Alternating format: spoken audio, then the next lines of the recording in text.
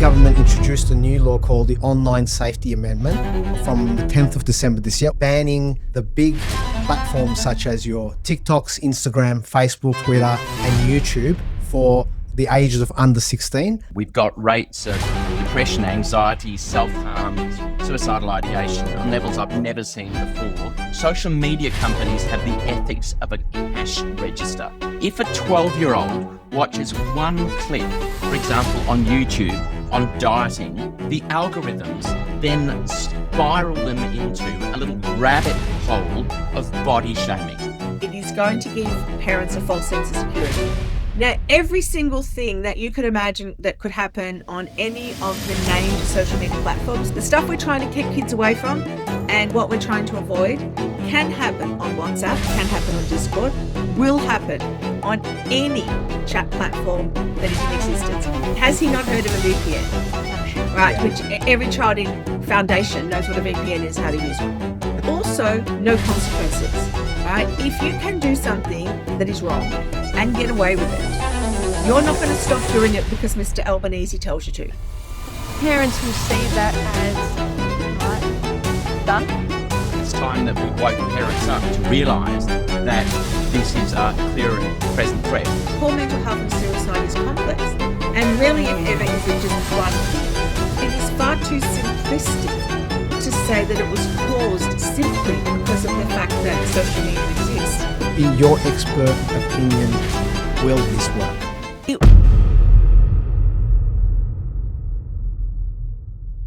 Hello everyone and welcome to the first ever discussion panel for Dumb Ways to Get Hacked. Our show is all about making the complex world of digital safety simple, because often the biggest threats aren't the super hackers, but the simple human mistakes. And today we're tackling one of the biggest topics in Australia, the government's new law to ban social media for kids under 16. To help unpack this, I'm joined by three incredible experts, but rather than me reading their bios, I'm going to introduce you and they will introduce themselves. Starting off with Dr. Michael Carr-Gregg. Can you introduce yourself, please? Sure. Hello and welcome, everybody. My name is Michael Carr-Gregg. I'm a psychologist that works exclusively with young people. Been doing it for about 35 years and have known the wonderful Susan McLean for most of that time, and I'm a big fan. I'm Susan McLean, and again, thank you for tuning in. It's great to be here to chat about all things online safety and young people. I was a police officer in Melbourne for 27 years, and I took my first report of cyberbullying in 1994. So I've been dealing with the internet, the good stuff and the not so good stuff now for 31 years.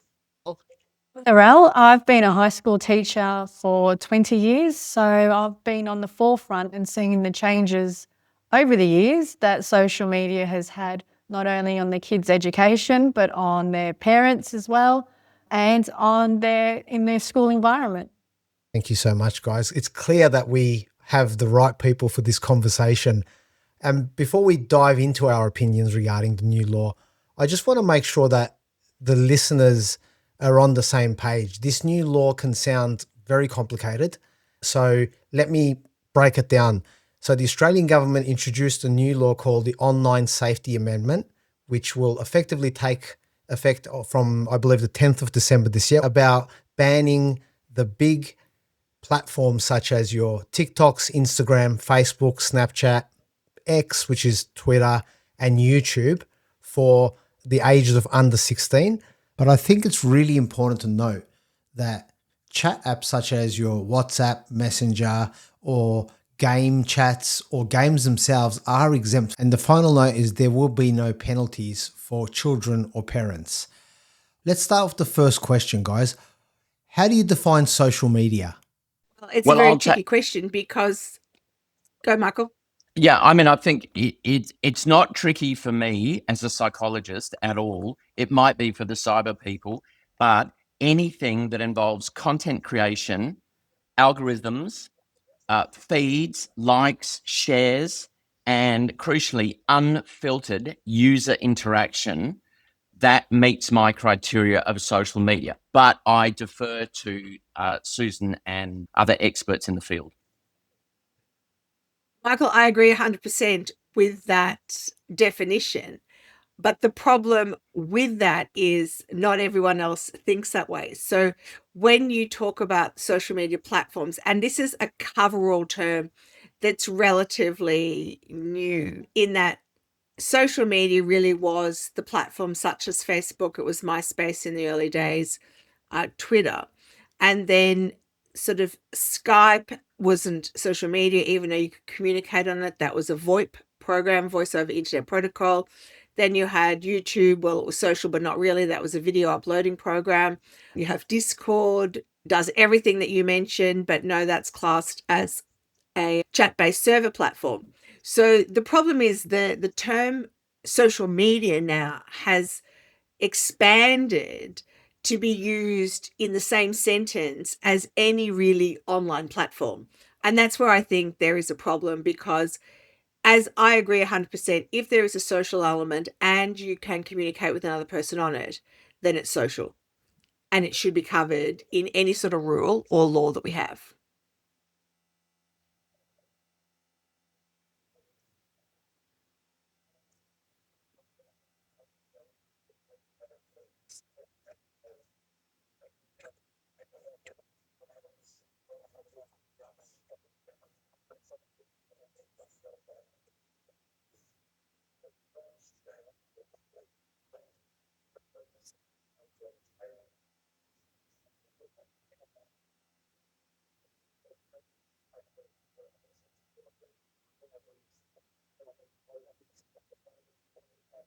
Yeah. Well, I think it's a wider issue. First of all, some genius decided to replace a play-based childhood with a screen-based childhood, and that's been a disaster psychologically. We've got rates of depression, anxiety, self-harm, suicidal ideation on levels I've never seen before. And as I said at the beginning, I've been doing this for 35 years. I live in Melbourne. It was made worse by COVID, but social media and telephones together, they haven't helped. My issue is that all of these things are designed to maximize engagement. They don't care about well-being. Social media companies have the ethics of a cash register. If a 12-year-old watches one clip, for example, on YouTube on dieting, the algorithms then spiral them into a little rabbit hole of body shaming. If they click on one violent video game, they're served dozens more. So it just escalates in aggression and intensity. If you watch something slightly edgy on any of these social media platforms, the algorithms will try and take them to the edge of the edge. That's my problem. 100%. And this is the issue with the social media. The government has changed its language. It's not called a social media ban anymore. It's a social media delay. But what the eSafety Commissioner has talked about, it's her concern, like Michael's, is the algorithm features. So if you click on something, it is you are only 2 clicks from disastrous content. And for some young people that might go and look for inappropriate content, that makes their life a whole lot easier. For the young person who stumbles across it or is shown it, because of course there is the for you suggestion where your friend has liked something, therefore the algorithm thinks that you will probably like it as well. So it's suggested to you, you don't know what it is, you click on it, and then of course that takes you where you didn't want to go. And I think the main thing is if we could get away from the algorithms, that you could choose your content and your content only, that would go a long way to making the experience for young people a whole lot safer than what it is now. Can I throw something else in there? I totally agree with what these guys are saying, but I want to play a devil's advocate a little bit here. We can't control what people post or even what. I think we need to teach our kids and our parents that once something is posted, you've got no control. It is gone. It can go into the hands of someone else. So I actually sometimes feel like the issue is a more societal issue as well. It's a bit more encompassing around people's morals, people's values, and things like that as well. Like, it's a broader discussion, and I'm not sure whether these laws are going to take some of that into account from that point of view. If I could I agree respect, with that. Go. you go, Susan. So I was going to say, I agree that you really can't ban your way to safety when it comes to the online world. And 100% kids need digital literacy. They need to understand how to use technology respectfully and responsibly. They need to learn to be discerning. They need to understand fact versus fiction. The amount of young people that go onto TikTok to get medical advice is really concerning. Yep. So there is all of that. And there is, of course, the fact that once you've posted it, you've lost control over it. But I think together with that, the platforms would do well and do better if for young people they limited access to damaging content. So it's not that we're going to block, ban and take away. But if my 15-year-old is on Instagram, I want Instagram to send content their way that is within the law and that is in the bounds of, respectful online communications. I don't want them to be sent beheading videos, or I don't want them to see live the shooting of Charlie Kirk. That stuff simply shouldn't be out there on a mainstream platform. But this ban, the 16 thing, is not going to address that in any way, shape or form. I think part of the problem is that algorithms don't have a conscience. And Susan is right. This legislation is not trying to kill fun or crush creativity. It's simply attempting to shield children from manipulation by a platform whose primary goal is monetizing their attention. And they thrive on profit, not on pedagogy. And the difficulty we've got now is that they will pay people a psychological benefit. They'll get the endorphin rush from time spent, not time well spent. And if we want, as Australia, for our children to grow up mentally healthy, emotionally literate, and socially competent, we must stop outsourcing their moral development to an algorithm. And that's where parenting comes in. Yep. Parents cannot outsource this to other people. You do not want the internet and the associated platforms to be your child's arbiter of values, morals, consent, respect, etc., because it's null and void there. And if a young person is continually exposed to one type of content, they're going to start to believe it. I mean, it happens with adults. So we need to provide that balanced voice of reason in a child's head. We need to be the most consistent voice in our child's head. And that's a parent's job. It is your job not only to keep your children safe online as much as you can, but to ensure also that your child is not inflicting harm on someone else. Because we know that, peer-to-peer harm online is huge. Most of it does not happen during the school day. It happens at night on a parent's watch. So again, it is hard, and parenting in the digital space is difficult, but it is part of being a parent in the 21st century. A lot of these parents, however, have also, the generation shift is happening, right? So these are the ones who also grew up with social media. And to them, it is almost like there's nothing wrong with it because they've started seeing. So the kids who are coming through the schools now are almost the kids of parents who were around and already had that digital footprint because they created it as they were growing up. So it's really tricky. We've got to educate those parents that you're talking about. And I'm getting a lot of feedback from parents saying, we shouldn't have included YouTube. There's a slippery slope argument. If we regulate YouTube, what's next?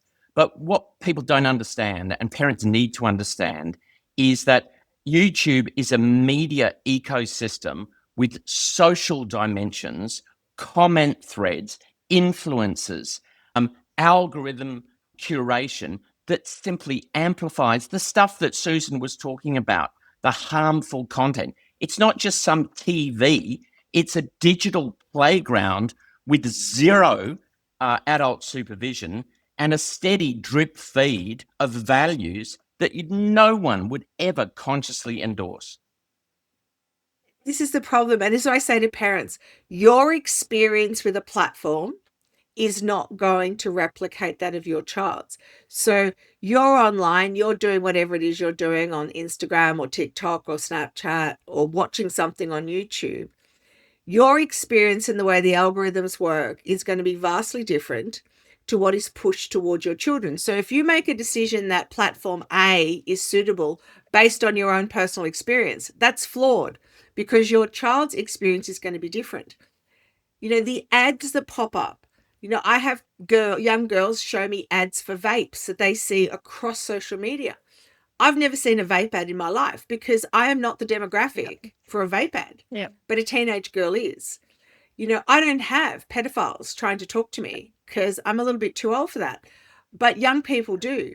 So it is trying to empower and educate parents to understand the reality of the digital space. I was overseas recently. I've been working in international schools, and in one of the schools, there are two very well-known local influencers. Now, that wasn't a job opportunity when I was at high school, but it is now. So these are two women that post every waking moment of their lives and their children's lives on the internet. Their daughters came to me independently of each other at the end of my session and asked, how can we stop this? Because they were getting embarrassed by what their parents were posting. Now, there was no naked photos or anything like that, but there was this vast volume of content that if you put their name into Google or ChatGPT, it sent them back to their mother's social media feed, which they didn't want to be a part of. But they'd tried to tell their mother, please don't post photos of me. But, mum's all about clicks and likes and monetizing her content. So she's not listening to her kids. And I am getting that more and more and more now, not just overseas, but in Australia as well. Yeah. So let's move on to the key topic, which is the government solution, which is the age ban. And Susan, you've been on the front lines since 1994. So let's cut straight to it. In your expert opinion, will this work? It will not work per se in that it is going to give parents a false sense of security. And I am 100% behind making a platform safe for its user, a digital duty of care. If you're going to have children on your platform, it needs to be fit for purpose and it needs to be safe, which we're not seeing at the moment. But this prohibition for under 16s is not going to fix it. I have parents say to me, well, if the platform is banned by the government, that means it's bad. But if the platform is not banned, that means it's okay. Now, every single thing that you could imagine that could happen on any of the named social media platforms, so the meta platforms on TikTok, Snapchat, X, Twitter, can 100% happen. The stuff we're trying to keep kids away from and what we're trying to avoid can happen on WhatsApp, can happen on Discord, will happen on any chat platform that is in existence. It will also happen in game chat. Right? Game chat hasn't even been discussed in all of this because the government's response is, well, games have ratings. Yes, they do, but the chat's not rated. And Roblox is probably one of the number one platforms for child sex offenders to find their next victim. Roblox has provided 100% of victims of what is called sadistic online child sexual abuse. And that's direct from the federal police. I was speaking to them a couple of months ago. So all the victims of that particular crime type were found on Roblox. Roblox is not going to come into the social media ban. So you can't play whack-a-mole and ban your way out of this. And I think that, yes, there are some horrible things that happen on social media, but guess what? They could happen on any other platform in existence. And a lot of it is maths. If there's more people there, there'll be more good and there'll be more bad. So it's not really that they are worse. It's just a volume thing. But I think for my mind, what I would much rather see is the platforms do better to make themselves safer, because there's still going to be under 16s on it. And there are some ways that, you can watch YouTube, you just can't have an account. So how does that actually keep someone safe? And in fact, it makes it more dangerous, because if you have an account on YouTube and you are between 13 and 17, and there are restricted modes and there are parameters you can put in place to limit content, you can do that with an account. But because you can't have an account, then it's open to God knows what. So the whole thing is ill-conceived, and it really wasn't well thought out in my mind. Also, no consequences. All right. If you can do something that is wrong and get away with it, you're not going to stop doing it because Mr. Albanese tells you to. That's just ridiculous. And has he not heard of a VPN? No. Right. Yeah. Which every child in foundation knows what a VPN is, how to use one. Michael, over to you. Very rarely we agree, and on this particular occasion we do. I would say two things as a psychologist. First of all, age does not define maturity. So the whole idea for a psychologist, particularly a developmental psychologist, of saying at 16 people are all the same is just clearly ludicrous. I recognize the law requires an age. If you were to listen to what Susan and I have been consistently saying since this idea were mooted, if you're going to have an age, it should have been 13 for a couple of reasons. One, usually marks the start of high school, and it's much easier to control, I think, if you're a parent, social media use under the age of 13. Second, it would bring us in line with the Child Online Privacy Protection Act, which exists in the United States, which, correct me if I'm wrong, Susan, legal expert, prohibits social media companies for collecting data on anyone under the age of 13. So Yeah. I think there's one good thing about it, and that is that it's sending a message to the parents of Australia that social media is associated with anxiety, depression, poor sleep, attention problems, and suicidal ideation. And that in itself is a good message. I like that, because it's time that we woke parents up to realize that this is a clear and present threat. We do still have to give parents the skills, the knowledge, and the strategies to teach their children to use the internet in a safe, smart, and responsible way. And that, to me, is the great challenge for 2025 and beyond. Do you And I think? think too. Oh, sorry. I'm just got a question. go. Actually, I want to ask Yeah. both of you. Do you think with the social media ban that's coming in place, where a lot of the responsibility is placed on the actual platforms, do you think parents will see that as, all right, done? That's their Yes, responsibility. absolutely. That's what I'm worried about as a Yeah, teacher. absolutely. Right? And to back that up, our new communications minister at a press conference with Mr. Albanese, or what someone recently said, there is nothing you need to do. Yeah. No, There is nothing you need to do. So that is just the most ludicrous thing I've ever heard, because parents, there is a lot that you need to do. Yep. Because that is your job.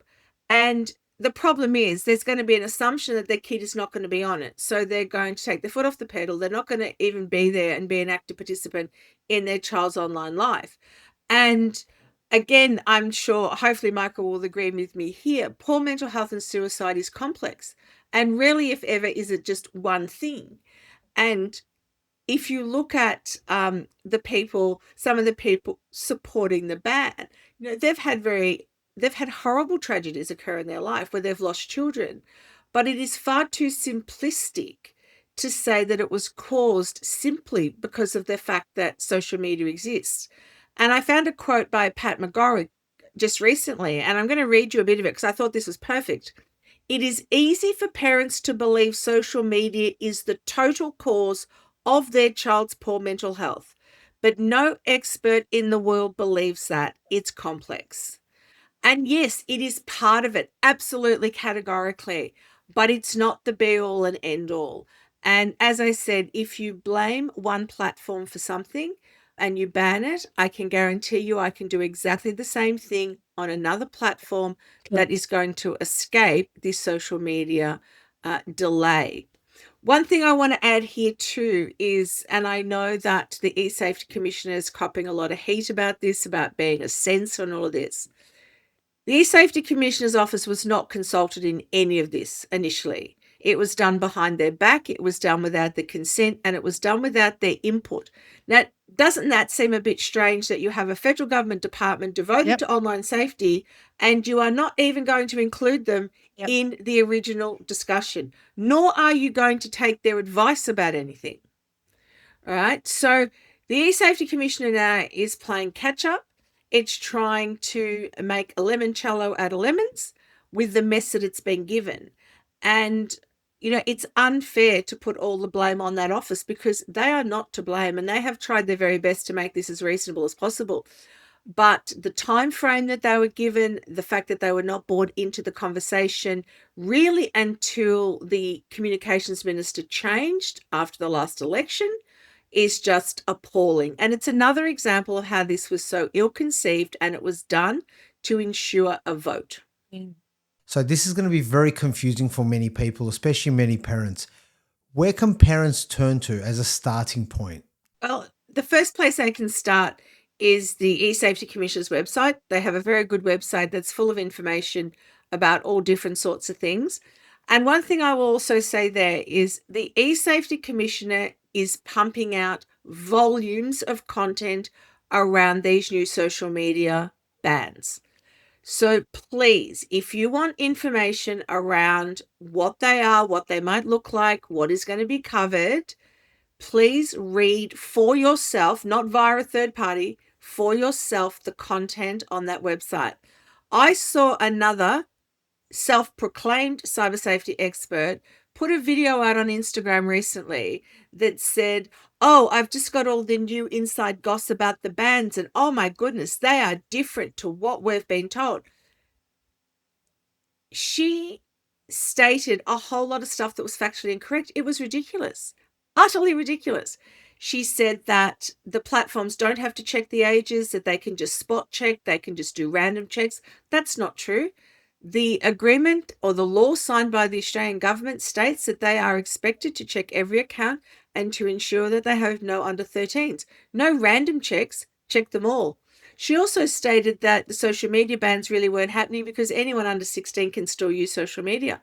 Well, that's not new either, because there was never a ban on watching something on any platform. The ban was around being an account holder. So again, people that have no idea commenting about this do my head in, as I'm sure they do Michael's as well, because then everyone else has to go around and try to fix the mess when people get the wrong information and then act on it. As you know, Susan, Michael, you might not, I do IT for a living and I work for people's businesses and their houses, and it really shocks me how parents don't understand the concept of the dangers around these technologies. And I might get asked, for example, my son's going into year 7.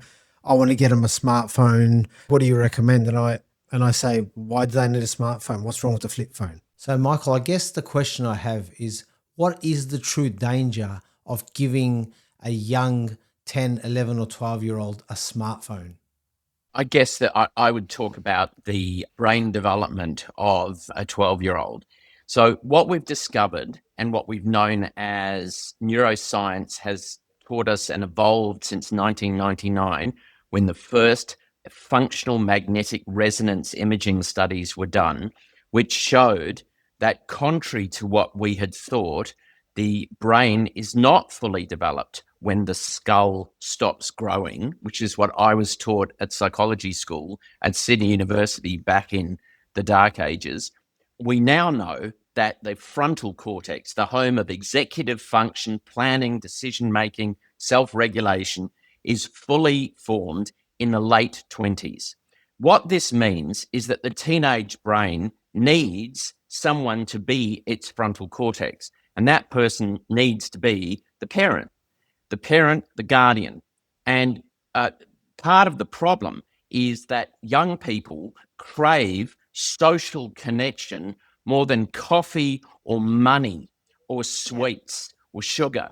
And therefore, social media had this huge advantage straight off because it was connecting kids online in a way that was going to ensure a dopamine rush.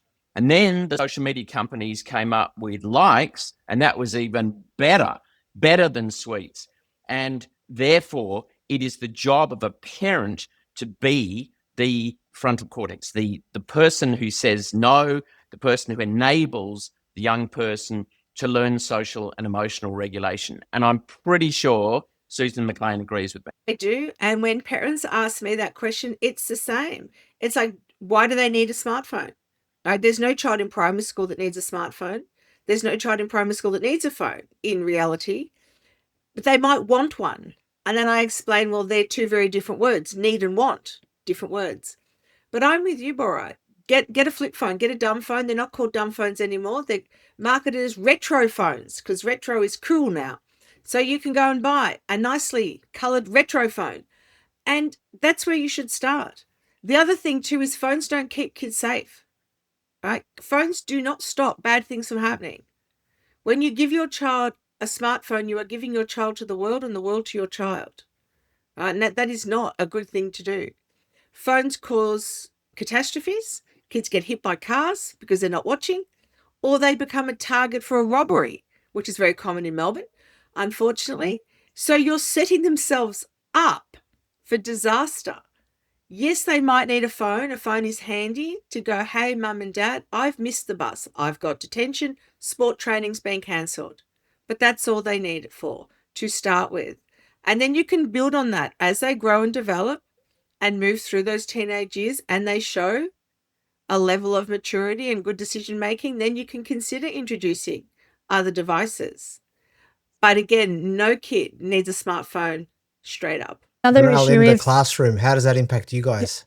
Yeah, no, I think another issue is something I get a lot of the time, and probably Michael will probably attest to this too, is parents actually don't know how to help their kids sometimes, or how they can say no, or how they can enforce those boundaries, or how they can sell them a retro phone, if you like, Susan.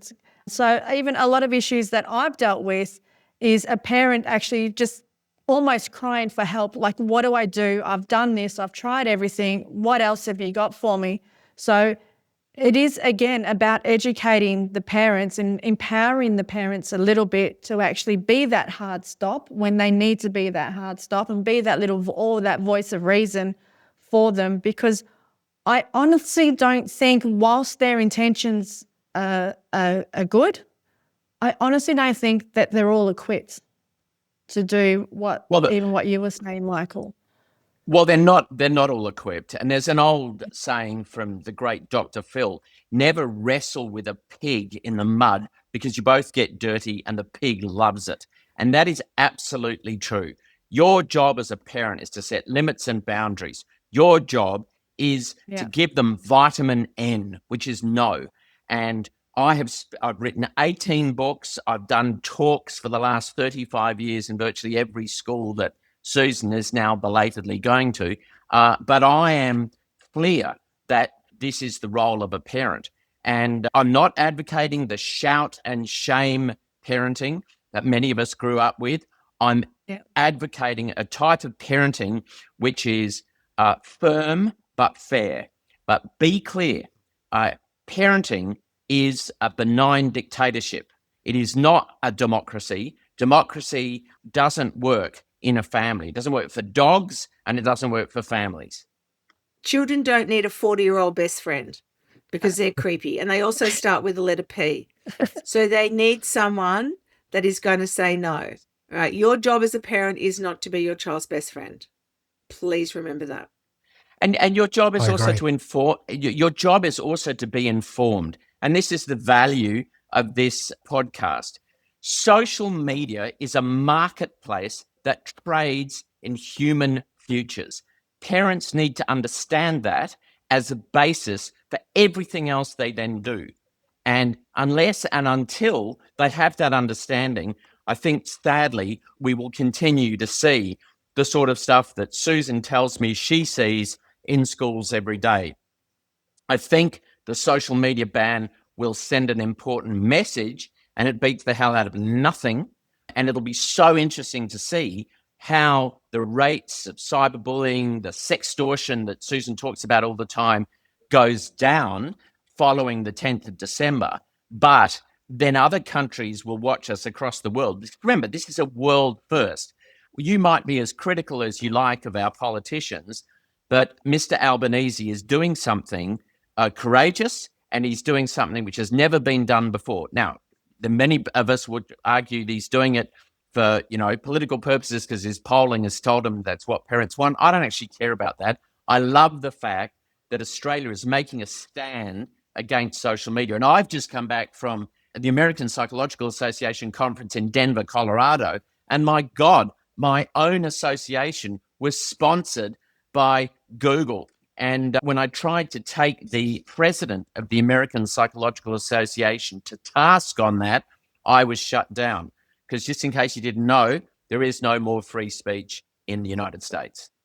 And look, I think the one good thing that has come out of this is that more people now are talking about it.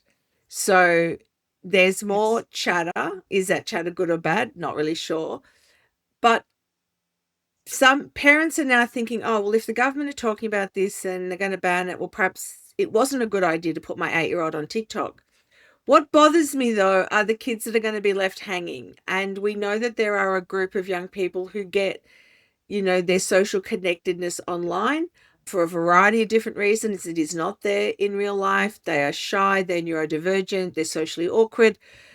Home life is not fabulous. They have a community of care online. And I think that is the sad thing. If those kids wake up on December the 10th and find that they've disappeared off the internet, I think that is going to be traumatic for many young people as well. So there's got to be ways to support young people. No one still can say what is going to happen on the morning of the 10th. Are you simply going to disappear? Are you not? I know the eSafety Commissioner is expecting the platforms to alert underage users that their account will be shut down on the 10th. Because I'm not an underage user, I don't know whether that message has gone out. But talking to 600 students this morning, it does not appear that that's been the case. My advice also to parents listening to this is that if you have a child that is likely to be impacted by this, so 13 to 15, please make sure that they get all the content, the pictures and the videos that are important to them off their social media platforms now. So things that cannot be retaken. So the last photo of your dog before it sadly died, all of that stuff that you'll never get again. If it's in your social media account or your child's social media account, you need to get it off and store it somewhere in case, because no one at the moment can tell us what is actually going to happen. So be prepared, get the content, have it. If it disappears, you have it. If it doesn't, well, so be it. But please be proactive, because I just know how horrible a feeling that is. You know yourself, if you lose something or you hit delete by mistake because you have, the old person fat fingers syndrome, it's terrible. Or your device gets a virus because you don't use virus protection and you lose stuff. It's horrible.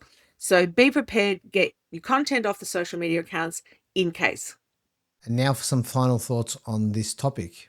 Look, I think that our public policy shouldn't be dictated by tech lobbyists, but by what's best for our young people's long-term development. And we've got a weight of research that links early and excessive screen exposure with anxiety, depression, poor sleep, and attention problems. This legislation, for all its faults, will put the burden of safety back where it belongs, on the platform. And what advice do you give parents regarding from the 10th of December, from your perspective of the children you may now have to see or may not have to see if things get better for them? Yeah, I mean, use December the 10th as your excuse. This is for those parents who don't feel like being brave. You've got an excuse now. You can outsource responsibility of your parenting, which is woeful, quietly, to the government and say, look, sorry, kids, nothing I can do about this, but this is what's going to happen. And listen very carefully to what Susan McLean says, and do go to the eSafety Commissioner's website. It is gold. Just listening to what you said there, Michael, actually made me think of the mobile phone ban that came in at schools. It was something that, as teachers, we always kind of said, every kid's got a mobile phone in their pocket and it's interfering with their education and our teaching and learning of them. But as soon as the government and the department actually put that blanket ban on, that they were bans, then I know there was a little sigh of relief from the teachers in the profession. Is like, you know what, it's the law now. Like, I can't do anything about it, just put it away. You're not allowed to have it in class. So on the back of what you were saying, it's almost like there's probably a whole group of parents out there who are now going to be feeling that very same, sigh of relief that actually, no, you can't have Snapchat because you're not old enough yet. It's the law. So it's almost giving them that out and that draw card as well to be able to support their own kids. That was my little memory jog there. Yeah. And I think that is correct, because it does empower parents to go, well, okay, not my decision, it's someone else's. Yeah. But the thing that bothers me, and we must remember this, 80% of grade 5 and 6 children are already on these platforms by lying, and they are there already with parental permission. So my concern is, how do we address those parents who have already helped their child to lie and are happy to help their child to lie in primary school? They're not going to change simply because the age is raised to 16 years. So we need to do more, and this is why the platforms need to become safer, because there's still going to be people there, there's still going to be children there, and they deserve as safe an experience as possible. But parents, it is up to you. It's not up to the government. You don't have to give your child a phone, and you don't have to give them access. You choose to do that. So choose wisely, but educate yourself, because the more you know, the better you can do. Right.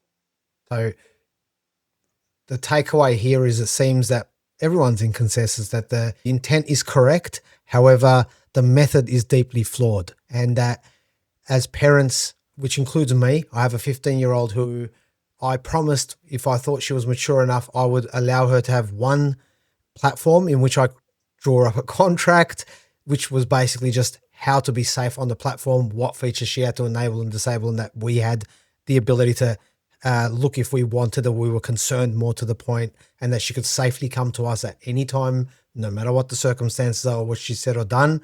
But now she's faced with this situation. I always say to IT people I support, just blame the IT guy. I do it all the time, So I said, listen, you know what? I'll leave it up to you, knowing well that I wasn't going to leave it up to her, but she knew that. But she actually didn't argue. She didn't say anything, because I kept my end of my bargain, and she did it. But it's really hard for parents who are just working. It might be a single parent, and that the government is providing you this information. As everyone's mentioned, the eSafety Commission has loads of information.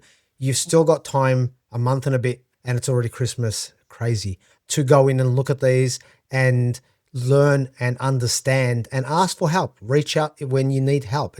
You're not on your own. And for me, I guess the big thing that I'm concerned about, which is the last thing you've all mentioned, is that in the cyber world, what's going to happen now, and I'm sure I've already seen it, people will start making fake profiles right now. Yeah. Adults.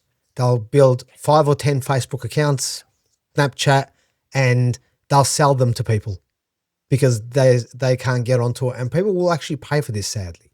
And the addiction, Michael, you face every single day. I heard something very scary today, that in America, where you just said you came from, there's a gentleman who was on a podcast where he said he supports kids that have been jailed, and he said until maybe the last few years ago, it was always, can you get me cigarettes or can you get me a vape? Now, these kids are actually saying, if I give you my Snapchat account, can you give this to my friend so he can keep I forget the name, there's some points. Your streak. Streaks, correct. There's streak points, and it's like, you can't be serious. You Yeah. like that's what you're concerned. Back in my day, I don't know about you guys. If I never, not that I ever got into that trouble, but if I did, my thing was I'll deal with all of that. Just don't tell my dad. That was that's what I was scared of back in the day. And you know, these platforms have obviously taken the attention spans from a young age, as you said, in the front cortex being, you know, taught. And we've seen in that series on Netflix in England. We spoke about it the other day. Adolescence. Adolescents. Adolescence, that's the one. We've seen that, like those parents had no idea in the world. And these are the things that we face. And that at the end of the day, you have to educate, you have to learn, you have to be involved with your children. I mean, I say, Susan, we had the podcast not long ago, and you mentioned something which I did relay on to my colleagues, which was be with them on the game platforms, be with them on these various platforms, and spend that quality time with them and lead them in the right direction. And that's something that I think everyone needs to listen to and follow and learn from. Any last words from the panel? I was going to say about the Snapchat streaks. I was at a school in Darwin recently, and an 8-year-old girl, when I was talking about that she can't have Snapchat and she can't use it, she said, "Oh, but I'm using my sister's." And I said, "What do you mean?" And she said, "Well, my sister's gone on camp this week and left me her phone and her Snapchat login so I can keep her streaks going for her." So it's not just kids in jail.